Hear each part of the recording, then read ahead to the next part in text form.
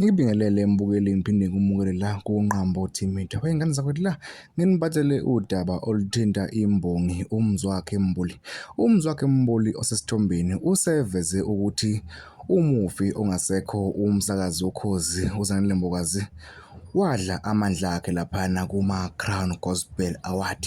uMzwakhe Mbuli useveze ukuthi uyena umuntu owasungula ama-Crown Gospel Award, wabeke uZanele Mbokazi esemdlela amandla akhe. Lezi ndaba zisuse umsindo omkhulu laphana ey'nkundleni zokuxhumana, njengoba abantu bekhala ngokuthi ubethuleleni uMzwakhe umfoka Mbuli engakuvezi lokho, njengoba sekuveze nje manje engasekho uMambokazi emhlabeni. Kanza kwethu ngale ukukhuluma kakhulu, ngathokozela ukuzwa wakho umbono ukuthi kuthini ukuphawula kwakho ngalolu daba.